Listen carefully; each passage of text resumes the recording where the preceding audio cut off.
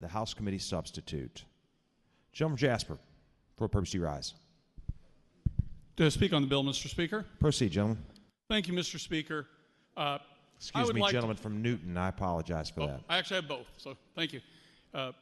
Would like to point out a few things that have been said. This is not a destruction of a collective bargaining agreement. This simply does not allow a union security clause to be put in. There is no impact on collective bargaining between the union members, the union, and the employer. What this does is it protects those who wish to not be a part of the union, not be wanting to be represented by the union. There are 27,000 employees in this state who are represented by unions that are not members. If the union were providing a service that they were happy with, I would assume they would want to be members. There's a reason those 27,000 are not. I would like to talk about a couple numbers and things I keep hearing thrown around. I've heard it for 7 years in committee. I've heard it here on the floor. Statistics, yeah, we all know how statistics works. I'm going to tell you what I've got here. You go to the Department of Labor on the internet, or you go to the Bureau of Economic Activity, a U.S. department, and the U.S. Census Bureau. You look at 2005, you look at 2015, you can subtract numbers to see a difference. You can do percentages on your own. This is not getting a hired gun from one side or the other. This is information that you can just look at. I'd like to start by saying, oh, well, gee, union people make a whole lot more than, in right-to-work states. They don't. Right-to-work states don't do well compared to non-right-to-work states. Well, looking at the Bureau of Economic Analysis, 2015, adjusted for disposable personal income, which takes into effect cost of living, only Arkansas is lower than Missouri. Iowa, Kansas, Nebraska, Oklahoma, Tennessee are higher. By the way, Kentucky, which just became the right-to-work state, so for my data, they were not a right-to-work state, was way, way far worse even than Missouri. Illinois was the only state that was higher.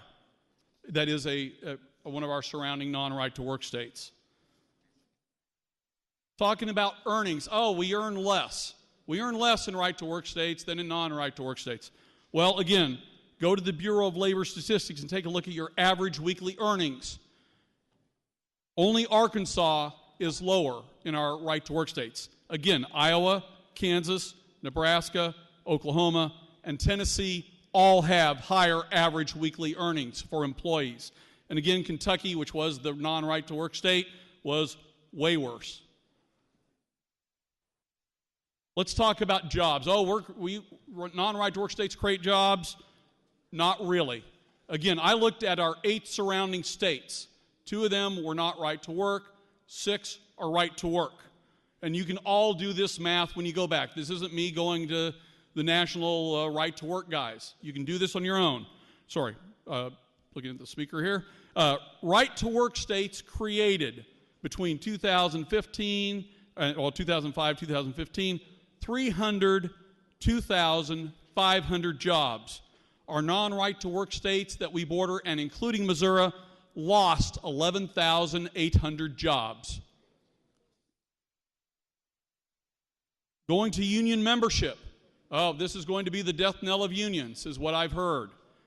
The non-right to work states since 2005 to 2015 have lost 117,000 union jobs. Missouri has lost 60,000 union jobs.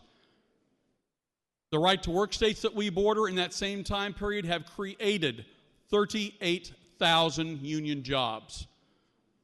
These are numbers. These are not, oh, gee, some weird statistic out there. You can do the math on your own. This allows an individual who does not wish to be affiliated with a union and not wanting to be represented by a union to not have to be. As a prior representative that has the lead bill in this has pointed out, Supreme Court has ruled time and time again that unions can have member-only representation. And you know who loses those cases? The people that are on this side is the National Labor Relations Board. It is a fact read the Supreme Court cases, that you can have a members-only union representation.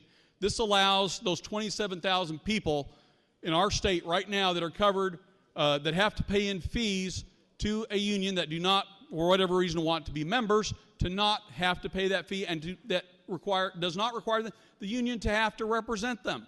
They can be members only.